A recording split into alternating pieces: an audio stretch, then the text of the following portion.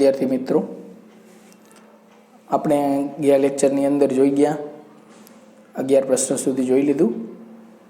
નવો પ્રશ્ન 7મા પાઠની અંદર મધ્યસ્થ ચેતાતંત્ર કેવી રીતે રક્ષણ પામેલું છે. મગજ વિશે તમે ભણી ગયા કે આપણું મગજ છે એ ખરેખર એક મગજ નથી, એના 3 ભાગ છે: અગ્ર મગજ, મધ્ય મગજ અને પશ્વ મગજ. તો એ મધ્ય મગજ છે એ કઈ રીતે રક્ષણ પામેલું છે આપણે અહીંયા માથાના ભાગમાં, કે આપણે પડી તો મગજમાં જ સીધું અસર નથી કરતી, અથવા કંઈ પણ વસ્તુ આપણે માથામાં લાગે તો સીધી મગજમાં અસર નથી કરતી, કેમ કે મગજ છે એકદમ સંવેદનશીલ અંગ છે. બધા અંગોની સંવેદનાઓનો અનુભવ મગજ કરે છે. તો એ મગજ રક્ષણ કઈ રીતે પામે છે? મધ્યસ્થ ચેતાતંત્ર મગજ અને કરોડરજ્જુનું બનેલું છે. મધ્યસ્થ ચેતાતંત્ર છે એ આખું બે જોડેલા છે, એક મગજ, મધ્યસ્થ મગજ, અને બીજું એની સાથે જોડાયેલું છે કરોડરજ્જુ. મગજ વિવિધ ક્રિયાઓ માટે ખૂબ જ અગત્યનું અને નાજુક અંગ છે, તેથી તેનું સાવચેતીપૂર્વક રક્ષણ જરૂરી છે. જો કીધું ને, મેં તમને કીધું એ મુજબ કે મગજ છે એકદમ સંવેદનશીલ અંગ છે અને એકદમ નાજુક છે. જરા કંઈ એને અસર કરે તો આપણી મેમરી લોસ થઈ જાય તરત જ, એટલે જે યાદ હોય બધું ભૂલાઈ જાય, ગાંડા થઈ જાય, કાંઈ યાદ ન રહે. તો એનું રક્ષણ કરવું ખૂબ જ જરૂરી છે. તો મગજ કેમાં છે, રક્ષણ કેમાં પામે છે? મગજ મસ્તક તરીકે ઓળખાતી અસ્થિઓની બનેલી પેટીમાં રક્ષણ પામેલ છે. મગજ છે એક પેટી બને છે. શેની પેટી બને? અસ્થિઓની, એટલે હાડકાઓની એક પેટીઓ બને છે. મગજ મસ્તિષ્ક તરીકે ઓળખાય એને. એ પેટીની અંદર મગજ હોય છે રક્ષણ પામેલું. એ મસ્તકની અંદર મગજની ફરતે મસ્તિષ્ક આવરણ હોય છે. બાજુમાં તમે જોઈ શકો છો એ મુજબ મગજ એક ડબ્બીમાં પેક હોય અને એની ફરતે મસ્તિષ્ક આવરણ હોય છે. એ મસ્તિષ્ક આવરણોની વચ્ચે પ્રવાહી મસ્તિષ્ક મેરુજળ કહેવાય એને, પ્રવાહી ભરેલું હોય.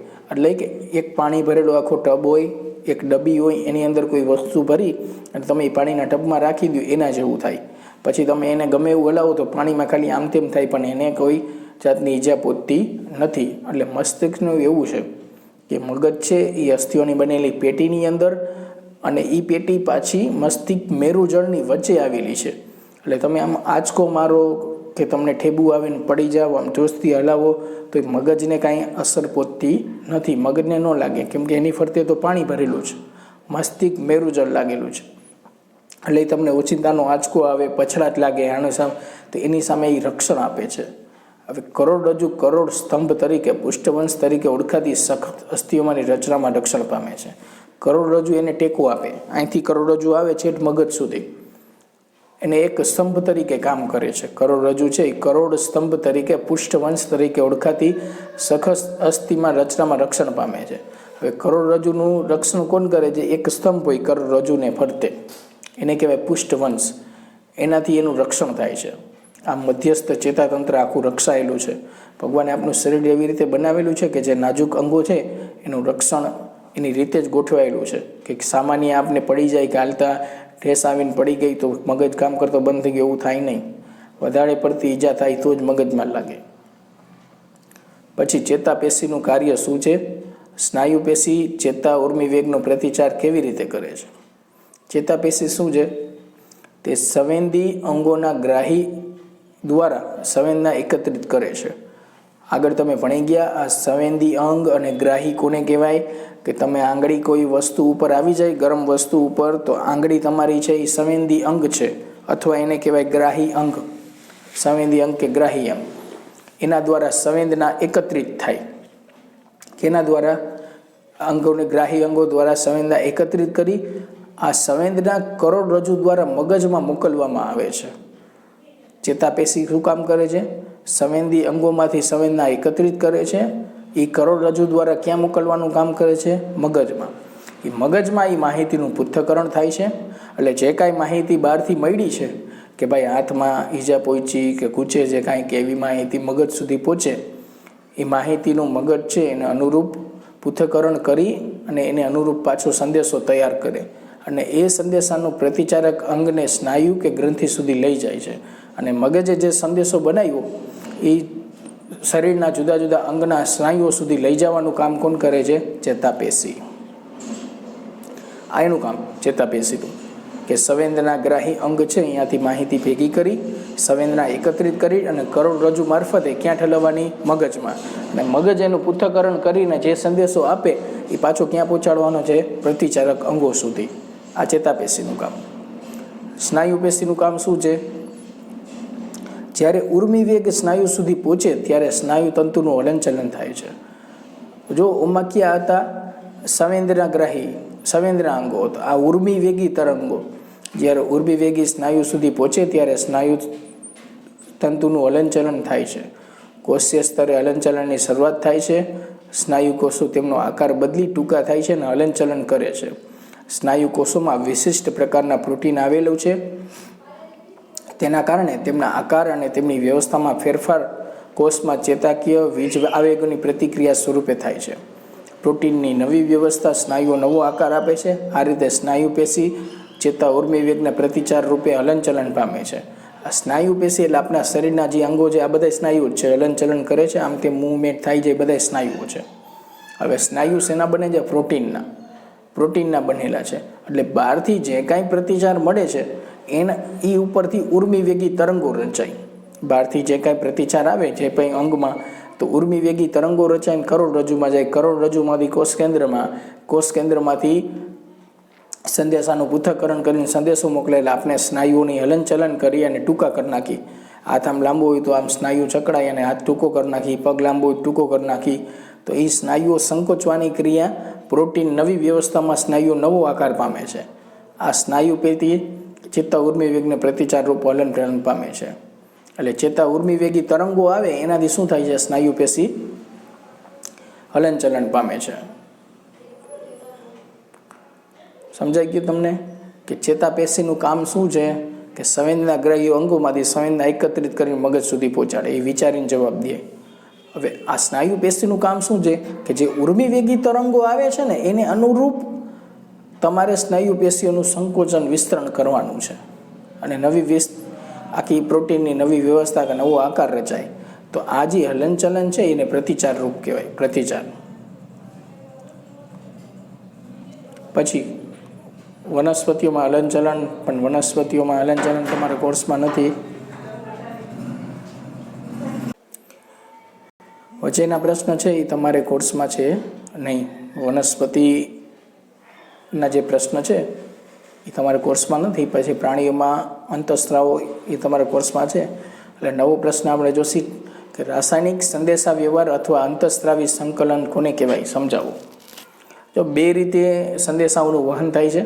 એક રાસાયણિક સંદેશાઓ અને બીજું અંતઃસ્ત્રાવી સંકલન.